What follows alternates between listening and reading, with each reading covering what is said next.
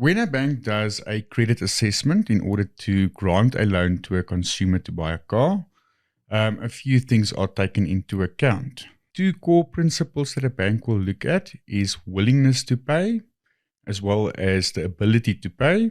And then there's also supplementary factors such as the stability of the consumer, as well as the suitability and other factors.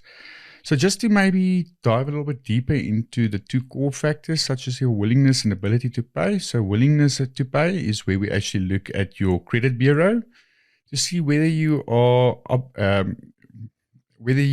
managing your obligations in terms of your credit agreements that's currently in place, how often you pay your accounts, how often you miss your payments, and whether you obviously have the necessary exposure or limiting your exposure and not overexposing yourself in order to actually afford the vehicle. So it's basically your track record.